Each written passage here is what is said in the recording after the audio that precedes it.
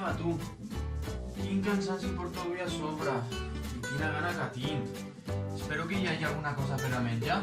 Vaig a veure. A veure què hi ha per aquí. Fruita... No em ve molt de gust. Però aquestes pomes, la veritat és que fan molt bona cara. A veure què tal.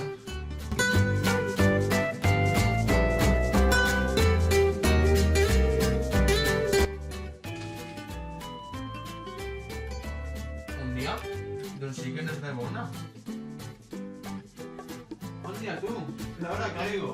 Aquest programa sí que mola. Sempre surt l'Arturo Valls fent el personatge. Les preguntes que fan són molt fàcils. Són quasi sempre les mateixes. Jo crec que les repeteixen. I ara qui truca? Sempre igual, tu. No deixen a la gent en pau.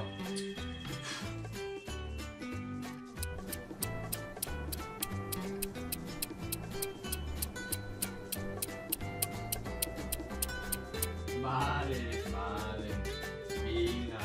Adéu, adéu. Què ha passat aquí? Si s'ha tornat negra la poma.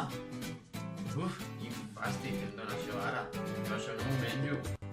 Però, què és el que ha passat aquí, realment? La poma originalment conté unes molècules anomenades fenols, les quals són incolores, i un enzim anomenat polifenol oxidasa. Aquests fenols, en entrar en contacte amb l'aire, activen l'enzim i es produeix un procés d'hidroxilació enzimàtica, en el qual s'afegirà un radical hidroxil als fenols. D'aquesta manera sorgeixen els ortodifenols, els quals continuen sent incolors. A continuació, es produeix un procés d'oxidació enzimàtica, en el qual l'oxigen de l'aire actua com a agent oxidant i transforma els radicals hidroxil en cetones. D'aquesta manera sorgeixen les ortoquinones, les quals sí que són acolorides, i aquestes, quan es polimeritzin, crearan polímers melanoides, que, al contenir el pigment melanina, són les que aportaran el color marró a la fruita. Adéu.